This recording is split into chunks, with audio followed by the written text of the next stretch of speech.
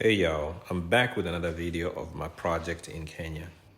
If you're new here or if you're just returning, consider giving this video a thumbs up and subscribing for the algorithm. Let's get into the video.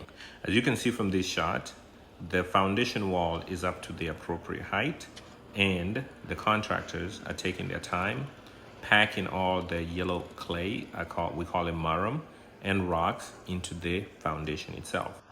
While this is happening, some other contractors are actually finishing up the retaining wall, which wraps all the way around this building.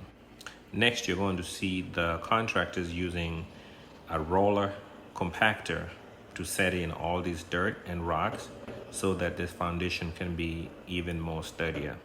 By the way, this section with the red clay will be outside. It's a courtyard. And once these guys are done compacting this yellow clay onto the foundation, the next thing they will do is they will invite the plumbers and the electricians to come lay all the pipe work that's going to be used for the indoor plumbing for this entire house. So there is still a lot of work to be done. And shout out to most of these contractors. These guys have been on this job going on about a month and a half now, and they have done a wonderful job. I can't thank them enough. What you're seeing right here is the channel for the retaining wall that's going to go around at the foot of the house. The next crew we have on site was going to be the plumbers. They came and went straight to work. They laid down their pipes, created channels.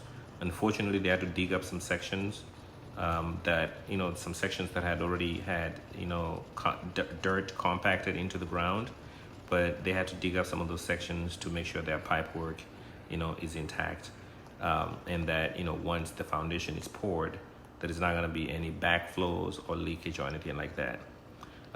So once again, the site had to be dug up again, but this is the way we build houses in Kenya. And if you live in Kenya, you understand exactly what I mean.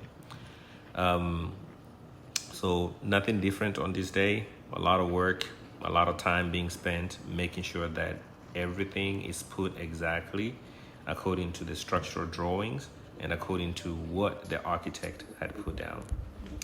This is a different day in June. I believe it was like June 5th. The architect and his team came all the way to the site. So essentially this is what is called a site visit.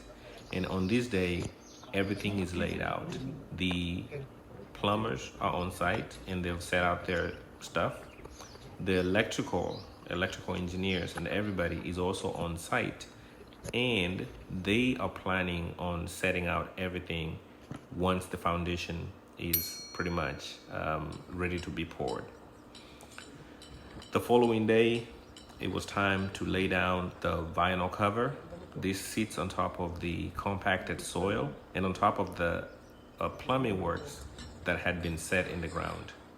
This vinyl, or should I say plastic cover, kind of protects the ground and also protects the house itself from moisture should there be an issue, down the road. You don't want moisture coming up into the building.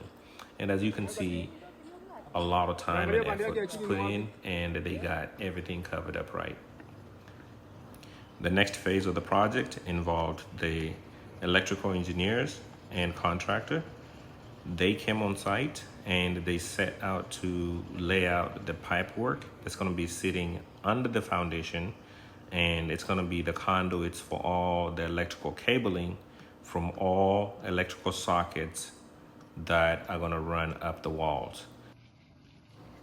And when I saw this video, when it was sent to me, I looked at the cable work or the number of pipes that had been laid down, and I was completely floored.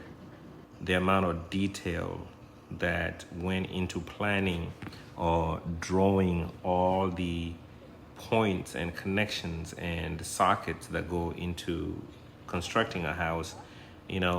Sometimes we take these things for granted. The olden ways of building a house, you would just hire somebody and then they will run, wiring, through the attic or through the ceiling, and then that was it.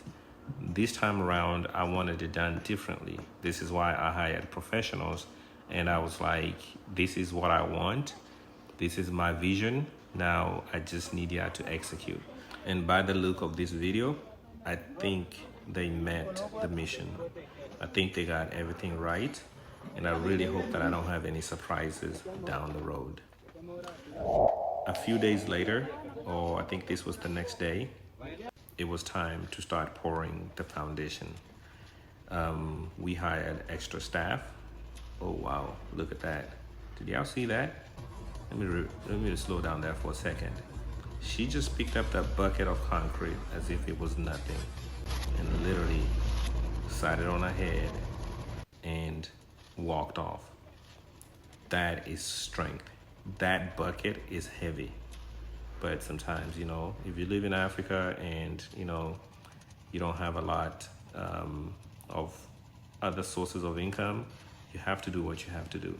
So essentially, they're picking up this bucket of concrete or gravel, should I say gravel, and taking it to the concrete mixer, which is going to be used to, of course, mix the concrete that's going to be poured on the foundation. The foundation was then poured. Unfortunately, didn't get a video capturing everybody pouring the foundation throughout, but this is the remnants of the foundation where they were, you know, trying to level and flatten the areas to make sure everything is obviously flat. Now that the foundation had been laid, it was time to start watering the foundation, and the next phase of the project was going to be, you know, pretty much starting to lay out some brick and bring up the walls. I really hope you enjoyed this video. Stay tuned for more videos. Consider subscribing so that you can get notified whenever the next video is posted. This project is my baby. I want it to be, you know, successful. And thank y'all for rocking with me. Until next time, take care of yourself and be kind to one another. Bye.